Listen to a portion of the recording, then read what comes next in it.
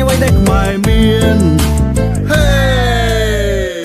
សួស្ដីឆ្វេងស្រស់សោភីពងញីអូននៅខេត្តណាពេលរំជុកវត្តខ្មែរទៅអូនកាន់តែលយអចាបងចង់តែនៅចិត្តរួមគីក្បែរជីវ៉ារំចាប់ចង់ទៅណាសូមកុំខ្លាចចិត្តប្រាប់មករៀមចង់ជូនពុនលើកសូមមេត្តាអង្គុំប្រកាន់ទៅមើលប្រាសាទបុរាណសែនសោភីអចារៀបដូចអូនរំណាថ្លៃល្អក្រៃគ្រប់កាយវិការទោះមានឧបសគ្គប៉ុណ្ណាសូមស្នេហ៍អូនតាមប្រពៃ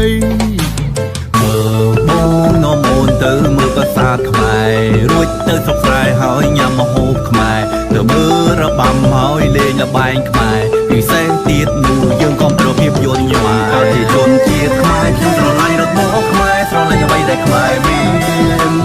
ខ្ញុំក៏ជាជនជាតិខ្មែរខ្ញុំស្រឡាញ់របបខ្មែរស្រឡាញ់អ្វីដែលខ្មែរមានយើងក៏ជាជនជាតិខ្មែរស្រឡាញ់របបខ្មែរស្រឡាញ់អ្វីដែលខ្មែរមានបងជាជនជាតិខ្មែរស្រឡាញ់អូនចេះថាគេនំណែដែលខ្មែរមាន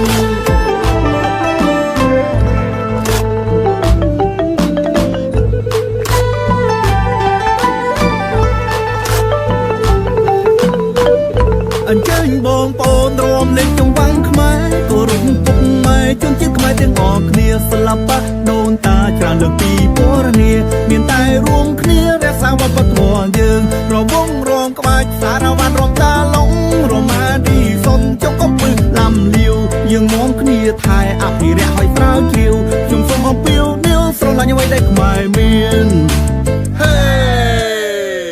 សួស្ដីឆ្វេងស្រស់សោភីពងញីអូននៅខេត្តណាពេលរំជុកវត្តខ្មែរទៅអូនកាន់តែលយអចាបងចង់តែនៅចិត្តរួមគីក្បែរជីវ៉ារំចាប់ចង់ទៅណាសូមកុំខ្លាចចិត្តប្រាប់មករៀមចង់ជូនពុនលើកសូមមេត្តាអង្គុំប្រកាន់ទៅមើលប្រាសាទបុរាណសែនសោភីអចារៀបដូចអូនរំណាថ្លៃល្អក្រៃគ្រប់កាយវិការទោះមានឧបសគ្គប៉ុណ្ណាសូមស្នេហ៍អូនតាមប្រពៃ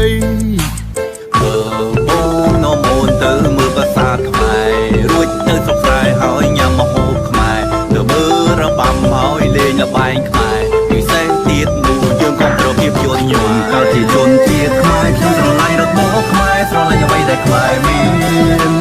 ខ្ញុំក៏ជាជនជាតិខ្មែរខ្ញុំស្រឡាញ់របបខ្មែរស្រឡាញ់អ្វីដែលខ្មែរមានយើងក៏ជាជន